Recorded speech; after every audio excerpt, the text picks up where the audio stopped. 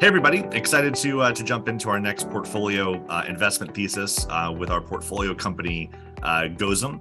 Gozem is a really special portfolio company to me in a number of reasons. It's the first investment that we made in Africa, and since then we've made additional investments.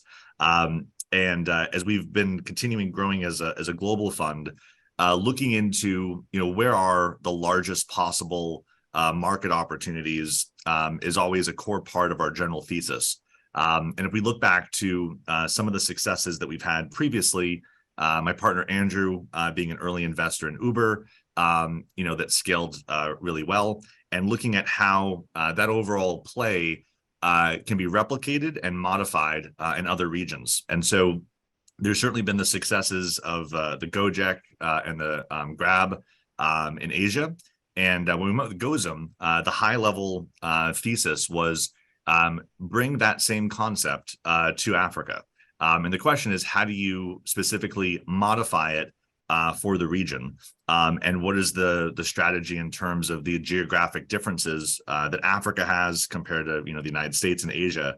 And I remember, just to highlight, I remember during our investment committee, one of the things that was really, it kind of stuck out to me as one of the core guiding parts of our thesis was, if you go back in time to even Uber, where the market was very different in the sense that Uber could only exist once you had cell phones that came into existence that also had GPS. That kind of then became the opportunity for Uber to happen.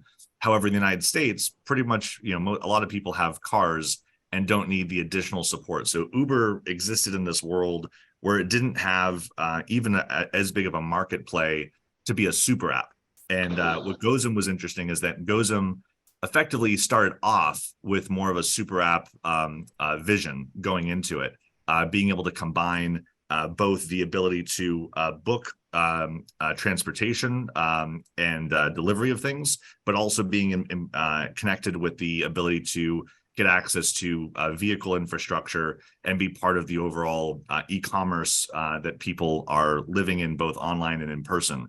And so I think the opportunity as a super app for Africa right out of the gate was something that was a bigger opportunity even than when Uber started, which is a really interesting phenomenon, I think, when you look at international plays where you can kind of skip ahead and being actually a bigger platform play than some of the initial incumbents that existed. But I'll throw it over to Raphael to introduce you to the CEO founder of Gozem. So I got Raphael here. I guess Raphael, just maybe to kick things off on that general topic. So when you were thinking of launching Gozem, maybe just highlight some of the core geographic and market differences between kind of what I just highlighted between the United States and Asia, between Uber, Grab, Gojek, for how you guys were thinking about positioning it differently from the very beginning around that thesis of a super app. Sure, Skyler, thank you for having me for this interview. Really happy. Yes, so I think just to give back a bit of context, before starting Gozem, I was based in Singapore, and I stayed in Southeast Asia for 10 years. So I had a good background of understanding emerging market, potentially maybe compared to anybody that would be based in Europe and US. So we've seen how Gojek, Grab are operating in Vietnam, in Indonesia. And it's true that at that time, I was already working in Africa. And what we really liked about the super app concept is that our belief is that the less a market is developed, the biggest potential you have for a super app, which means that when you're in the US and I see like Elon Musk or guys say, I'm going to do a super app, but a super app means that you're going to provide all the services, okay?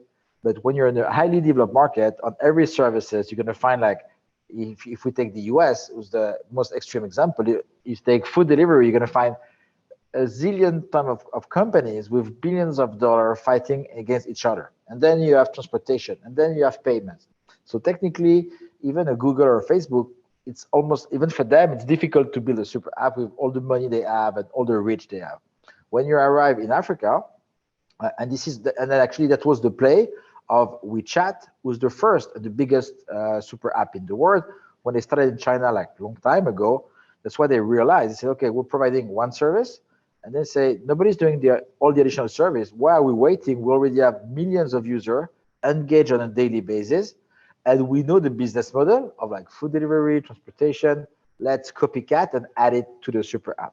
So this thesis for us makes really sense when we arrive in Africa. And when we arrive in Africa, as many people, we went to the usual suspect countries. The one that any MBA student would tell you to go would be like Nigeria, Ghana, South Africa. So I would say on paper, it's right.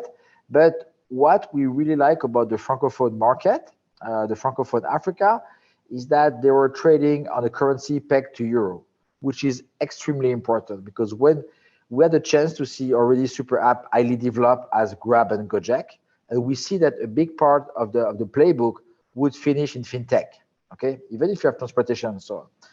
And we say fintech, which means as well that your currency is extremely important because if you're doing some lending, if you're doing your payment, you need to see with which currency you're going to be able to deal. And the franc CFA in Africa, is pegged to euro, so which means that you have no currency risk. So we really like those markets, even if they were like less developed.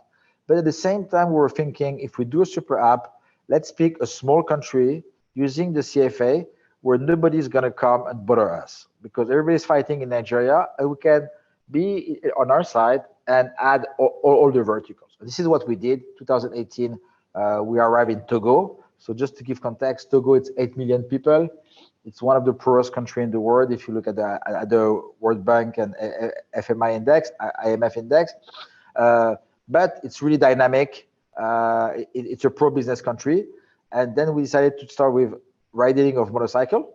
And slowly we added tricycle, we added cars. Our driver didn't have, we had to use the vehicle that were in the street that were in really bad shape. And most drivers didn't have a phone. So we had to buy phones, sell them, and finance them to all the drivers. And that's how it started. And really quickly, we added food delivery. So we made a small acquisition for this. From day one, we had a wallet directly built in. And then, we always say, like, are you solving a problem? So we came even from Southeast Asia that was more developed. And we didn't realize that Africa has additional problem. And one of them was people didn't have the proper vehicle to be on our platform. And at the beginning, everybody said, you need to finance vehicle. And we're like, no way, we want to be a light touch, not asset heavy model, until we realized that that's the problem to solve. People need vehicle, and that's going to be fueling our platform.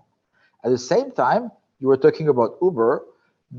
As we were growing, we became more expert on the model, and we realized that what was killing most of the ride-hailing company was all the subsidies that to give to the drivers.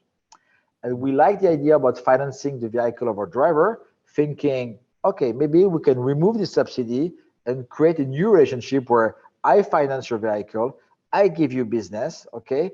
And you need to do a minimum activity to be able to have this ride vehicle. And I can remove the subsidy that we've seen that has been killing Uber, Lyft, and all those companies around the world. So this is how we've adapted the model of super app, even from Grab and Gojek, by plugging the vehicle financing arm into the model. So we have other companies in Africa just doing financing. Some people are just doing ride hailing, but we've been a super app, including the financing model. And this is how we've been evolving. I love that. I think that's one of the, again, going back to our thesis, we love investing in fast followers where you have the benefit of the intelligence of business models that have been tried in all these various ways. And going in now, there's very few other geographies where you can now execute the play for doing the super app around transportation, delivery of goods, becoming a super app for a new region. There's not that many other regions left that haven't been penetrated already. And Africa as a continent really is kind of the last one to go. And so what I loved about what you guys were doing, as you said so well, was you developed an innovative business model that was actually a better business model than Uber, that went into a geography in a more intelligent way than just going after Nigeria or South Africa. You actually said, hey, there's a better way to actually build a market throughout really where there's consistency of the currency, of the language that people speak. You have all that as more of a community built into it than the fact that you have all these various countries that are very different from each other, but you found at least some commonality to build, and grow within a certain geographic region. that then gives you kind of heft and weight before choosing to go into some of the bigger markets.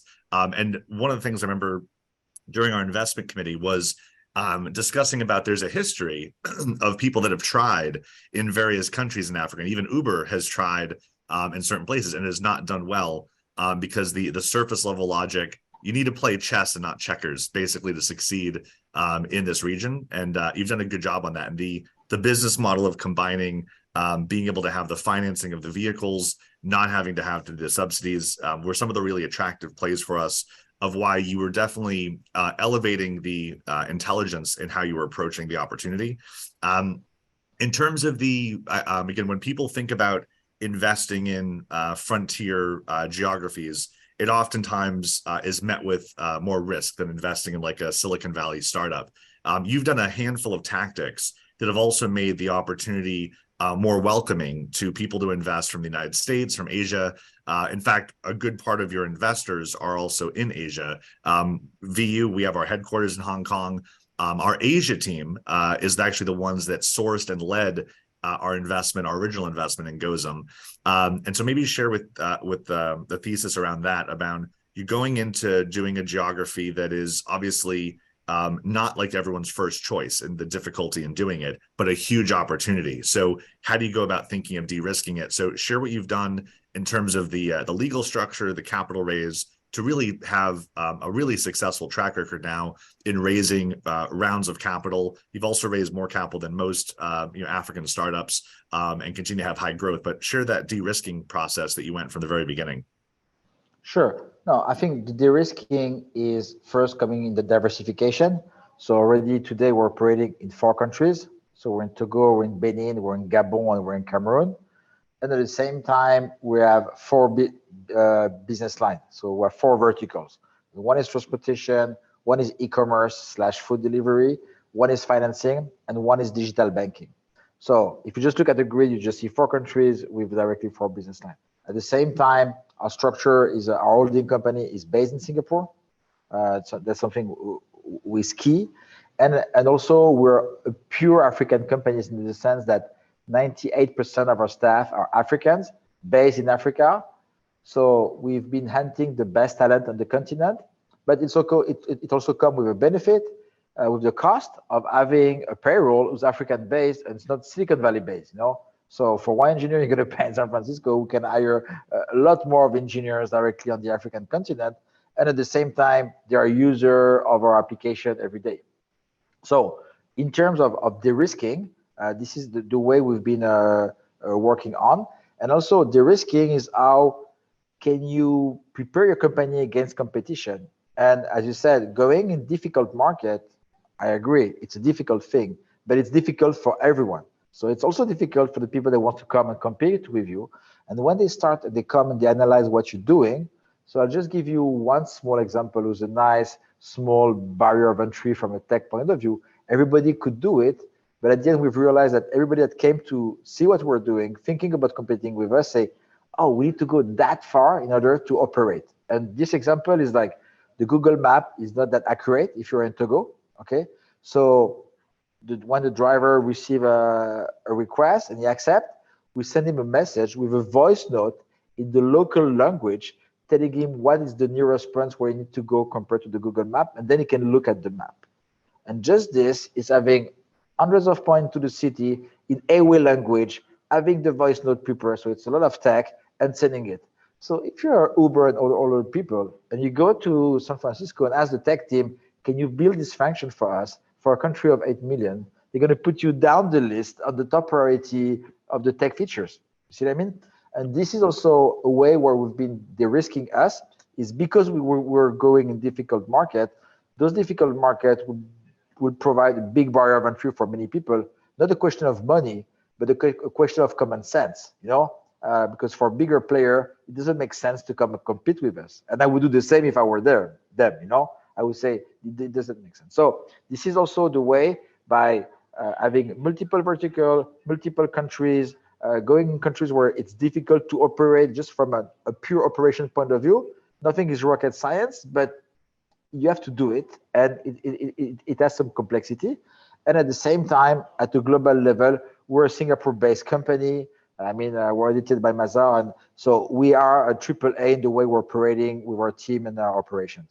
Yeah, no, that's great. I think for we're, as a global fund, again, I go back to our core thesis goes to investing in the largest possible market opportunities. And when you think of the world of transportation, whether it's the vehicles that you're buying, being involved in the moving of goods, the transportation of people and goods, banking and finance, you're hitting on some of the biggest categories that even exist in any geography. When you're, I guess, in sizing up the different market opportunities in general between the four business lines, how do you think about them in terms of market size and kind of capabilities of capital efficiency? Because one of the things that you've also done extremely well since the beginning of launching is you've been really great as an example of very capital efficient, which again is a capital efficiency that Uber and Grab were not able to achieve because of how you approached it.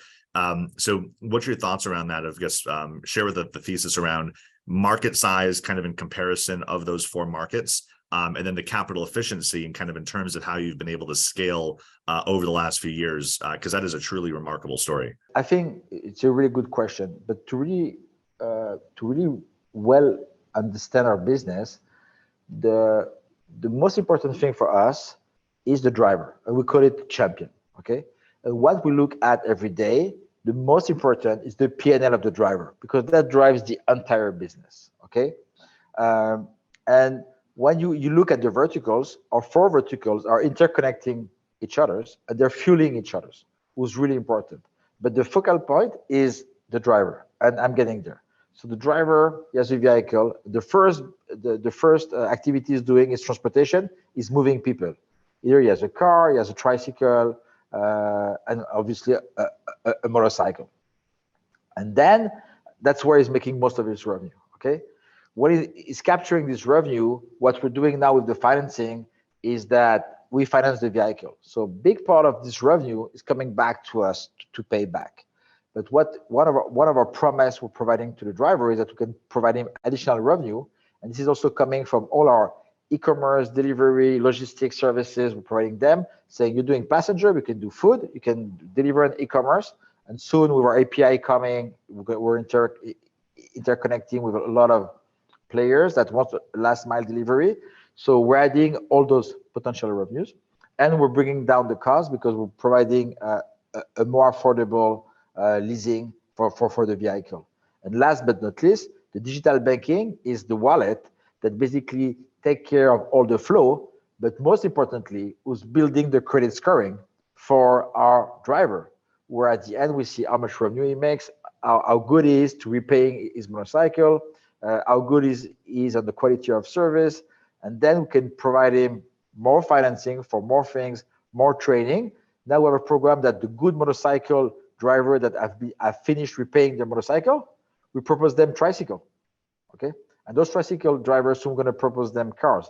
Now we have car driver, they started with one car, now some of them have 4 cars, so they're building a fleet. So that's why I come back to the driver. At the end, we are a micro entrepreneurship platform for driver. But if you recall Uber, when they started at the beginning, that's what everybody was doing in the US, buying 1 car, 2 cars, 10 cars, and put them on the platform. So this is exactly what people are doing with us right now. I think what's also interesting about that model is because you're so intimately tied with the driver on multiple lines of business for them, it also makes a much more dedicated driver, right? Because they need to keep driving to also make sure that the vehicle gets paid off. So you don't have the people that are like doing it as a side hustle as much, but you get people that are way more sticky and focused on actually being available to drive. And that also helps with the overall business as well. And on top of that, as you point out, when you acquire a driver, you're also acquiring with one unit of CAC, you're getting multiple revenue streams at the same time as well. So it becomes more capital efficient from an LTV CAC perspective as well, which is a really attractive part of the business model. But Skyler, what is really interesting that we've hired many people coming from different companies, and when they came to Gozem, say, "Oh, I'm really amazed because I was in a lot of startups that were really like customer centric and a lot of marketing, and you were talking about CAC, and They say, I arrive at Gozem and you're really driver centric." And what they've realized that if you have an amazing quality of service, you have by default an amazing organic growth coming. By default, we've been growing, even when we were raising our last round, for somehow we had to do some cost cutting on marketing. And then we cut so much, we realized that we were keeping on growing and growing and growing, just because the quality of service and how we were taking good care of our driver, and people get a car and everything was working well. It was directly driving growth. Yeah, I'm with you. And in terms from the supply side. Yeah, in terms of the market growth, then where do you see right now the biggest opportunities, kind of within those four different business lines, of how those will grow, and kind of going forward on the bigger vision of the additional, there's other layers that you can certainly add on over time. There's new geographies that you go into. What's your thoughts right now on just the strategic high level? What is the best way to scale a company like this in terms of revenue streams and geography? Sure. I think now we don't want to expand more than the four key verticals we have. Okay. I think the engine of the company is transportation with financing. Out of the four, those are the leading verticals that grow the business. Okay. So, and us, we finance vehicle just for our transportation business. Okay. We're not interested to finance vehicle to finance vehicle. We're not a leasing company by default. We're our leasing company because we want to be sure that we control our supply, because that's your bigger risk in this business. Yep. So those two verticals are the one we want to grow, and we're going to go obviously deeper in the transportation, okay, and also in the financing. So we have a new global head of financing that are starting now. So we want to be more efficient on the pricing and the way we're providing this. So this is really the engine, okay. Now in terms of market, obviously we have much more market into the region where we can expand, and this is what we're looking now. But I think in our region we have around 5 million drivers, okay. I think right now we have 6,000, 7,000 active drivers on the platform. So when you just think we've barely scratched the market, okay, just with our existing market we have right now, we could just keep those four market and double the size of the company and triple the size of the company for the next 2-3 years, without adding a new geography. Obviously, we're going to add some new geographies, but the beauty is those are the main spending of people in those countries. It comes with transportation. And last time I was reading an article from Emeka, our co-founder. He was talking about the myth of disposable income in Africa, saying they're barely not disposable income, because most of the money goes on transportation, on food, on payment and airtime, and where all this money is going, this is where we are. So this is what I said to a lot of companies that are interested and reach out to me. Right now in our market, there's not a big market for nice to have things. There's no nice to have. It's about transport, it's about financing, it's about the infrastructure you're going to be able to provide to those people, and access to capital, and moving people and moving goods. And we're extremely focused on this, and now it's going to be about growing this, a better service, to be more efficient, and adding those new markets. That's great. And I think I guess when you look out then over the next 5 years, you've also, with the geographies you've already gone into, there's a lot of lessons learned that you do by doing that, about what worked right, how you did it better. I guess as you look out over the next 5 years or so to continue to scale the company, what are some of the things that you kind of have learned that you think that's going to kind of enhance, I guess, the capability on the execution as you continue to grow within the region? I think it's an easy one, but the most important for us, the one thing everybody asks us, including all the investors, it's all about talent. Because when you're looking for any C-level, any head of whatever into our market, normally most of the time it doesn't exist in some cases. So we need to find diaspora around the world to convince them to come back. So it's a really, really long process. Somehow it's also a barrier of entry, because we have a specialized team just looking at this, bringing the right talents to execute. But this is the biggest challenge, and that's your bigger risk into the execution. It's at that level. And even us, in terms of training, in terms of HR, we have a massive team. We do a lot of internal training on all the jobs and everything. So, and I even told my team the other day, I said, somehow we're going to become a school and a university internally. For every job people are going to be hired, they're going to be almost going for a week and really learning the job. I always give the example. I say, I want us to be like McDonald's, McDonald's, you arrive, you don't know how to do a burger. It doesn't matter. They're going to teach you, Yep. So it's exactly the same copy paste. We want to be completely obsessed by the process and the training we're going to provide to those people. And we want to be the best school ever. And we even started 2 years ago. So our first cohort start to finish now, our graduate training program that was actually really new for a startup, where we took the best students in Togo, in Benin, and Gabon from the School of Engineering, Business, and they came in a 2-year program going from all the departments, and then they went to the project, and now they're becoming our new young manager. And now we have around 30, 40 of them, and that's accelerating because we need to build those talent and the best. That's why most good companies like to have a graduate training program, is because you train them as you want, with your thinking, your process, your methodology, and your execution speed. Yeah, I think that's amazing for what you're doing on the core management team of Gozem, being able to create longevity for any company. You need to make sure that people can grow within the organization, are well versed with everything that's actually happening across the organization, to be better at connecting dots, and to kind of find and curate that talent as Gozem continues to grow. And then even on the drivers themselves, there's a consistent topic that's been over the last 10 plus years now has been the future of work. The future of work continues to evolve, and you're at the center of kind of the gig economy that people talk about. How do you think right now going forward the gig economy is going to continue to evolve right now, because you become a good epicenter of where a lot of that can be a diving board to go into other areas around the gig economy? But any general thesis around how will the gig economy continue to evolve, do you think, over the next 5 or 10 years for people? It's going to be more people being involved in these type of careers where they're building an asset for themselves through work, which is also kind of innovative. The fact that you actually get employed and you get to build an asset for yourself, that is already kind of an interesting new play around the future of work. But how do you think that overall is going to evolve for the general population? Sure. I think, just to bring back things into context, I think what is really interesting and funny in somehow is that in Europe or US, we see the gig economy as a disruptor of the regular employee in the company with a lot of social benefit and stuff, and it's disrupting this. And it's almost like bringing people more informal, okay, in Europe or US.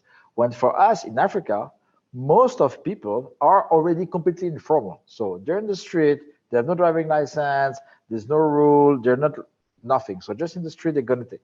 And us, as we can see us as a gig platform, which we are, but what we do, we formalize them because they come to our office and we say, you need to wear the helmet, you need to put your jacket, you need to do the safety training, you need to do the GPS training, you need to onboard, we have a deal with the government, you have 1 year to pass your driving license now to be fully formalized. Now you have an insurance. Now you have a product in your leasing for repair if you have a problem, and so on, and you're building your credit scoring. So funny enough, for us, is not disrupting, it's formalizing. Completely opposite of how you could see that in Europe or in the US, compared to what people would think about. So for us, the gig economy, as we see it, is formalizing the economy and showing people that they better be on the platform with a well-structured organization like us that can help us grow and get a new vehicle, get trained, and have more revenue.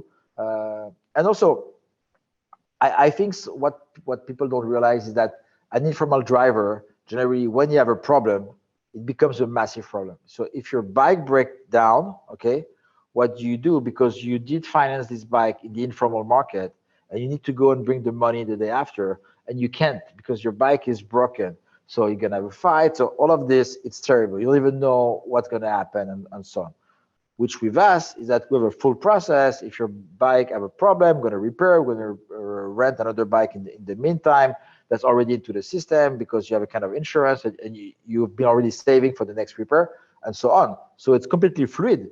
The day after, you keep on working. And you can bring back money home to your family because our driver P&L is on a daily basis. Yeah, no, that's a great point about how from the business model overall, from the different geography approach, where in one case, the gig economy in the United States, to your point, is kind of people trying to go downwards and they want more freedom and how they're working. That's why they prefer like the gig economy in the United States versus working like a 9 to 5 every single day. They're forced to work 9 to 5. Here you have the freedom in the United States, but in Africa and other emerging markets, you have this idea that you're actually leveling up. You're also building credit. You're building assets for yourself. It's becoming more professionalized what you're doing and being educated, especially if people are joining groups like Gozem. They actually get to go through an educational process. It is truly leveling up overall for people, and it is becoming a bigger needle mover when in terms about the increasing median income of truly actually being more of a needle mover for those regions, which is great.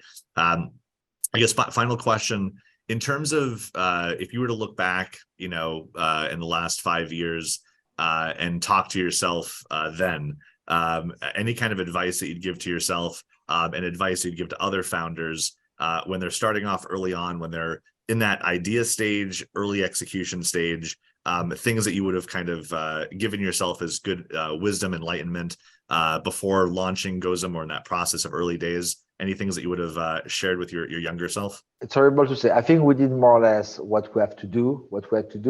I think what we did well, and it was right, is we've been really opportunistic, either on raising money, on finding talent. And so we look at a massive number of opportunity because if you talk about Togo, doing a super app, who might be interested by this? And that was really like, we have no clue. No, we have no clue where is the interest because it's completely out of the map. If you do SaaS for HR, on the Midwest in the US, you know exactly where the VC need to talk to. They're almost in the list. You're gonna find them in a database. You can reach out to them, and they're like, "Oh, you're the perfect fit for us. Let's talk." Us, it was like nobody by default would be interested. So what we did, and I think it was right, is like we've been like, it was a bit like spray and pray, but we had no other solution, and it worked because we look at all the potential opportunity and we explained to what we were doing. And I think something we did that was right. We didn't listen to some investors that tried to push us to go to Nigeria. Okay, many of them say, guys, your market is not big enough. You have to go to Nigeria. And then we have our own thesis. And then we said, let's stick to what we believe is right. And it's true that sometimes you need to listen to advice when they're good, but you also need to be careful to bad advice. And I think if we would have followed this advice, I'm not sure if I would be speaking with you right now. Maybe we would have been dead. So we really kept on what was our thesis since the beginning: Francophone Africa, super app, smaller market, tier 2. And also what I've learned is that about tier 2 market, difficult tier 2 market in general, is that if you have a real first mover advantage, okay? Because big tier 1 market, there's no first mover advantage. I'm sure every month in New York, you have a new ride-hailing company coming and say, okay, it's a massive multi-billion-dollar ride-hailing market. Let's go. There's enough for everyone. So you have massive competition. When you're like in difficult tier 2, it's a big decision to come and compete. So that was one of the big big learning. But yeah, that was. I would just tell myself, right, don't listen to those people. Keep on your plan. Especially if you have a plan that makes sense. Some people sometimes, for us, there was a real thesis, there was a real logic about what we're doing. And some investors bought it. They're like, we love it, we invest. And some people say, oh, it doesn't make sense, buy. Fine. And but so far, so good. Yeah, and I think you're absolutely right on that. I think when we've been evaluating a large number of companies across the continent, and we've seen other different approaches to the transportation industry in Africa, from companies that are just selling bikes or electric bikes They're more infrastructure based. We've seen other companies going into Nigeria, South Africa, and I think your approach, in our view, definitely had the most enlightened intelligence in the way that you were approaching it. And the results show for it. Internally, your numbers are fantastic for the growth that you're doing, the capital efficiency, and that's really been showcased in your capability of raising capital, which is not the easiest thing to do in today's market, nor even in Africa. So, as a first investment that we've made in the continent, I'm really glad that we made the investment in Gozem, and it's led us to make additional investments in the continent, and we're likely to make more in the future as well as we continue to grow as a global fund. But no, thank you for this. I really appreciated doing this to go over the thesis for the investment in Gozem and for the overall opportunity that Gozem provides for the market. I think it's a really important company for those countries and the region, and will continue to play an important role going forward. So thank you very much for even creating the company, because it's now created a community that a lot of people rely on that for how they live their everyday life. And has definitely improved the quality of life for a large number of people. So that itself has a good impact. Doing well by doing good is always awesome. So thanks so much, Raphael. And thanks to you for your strong support since the first time we interact, and for the investment to the company and all the following. We really appreciate it. Appreciate it. Cheers. Thank you.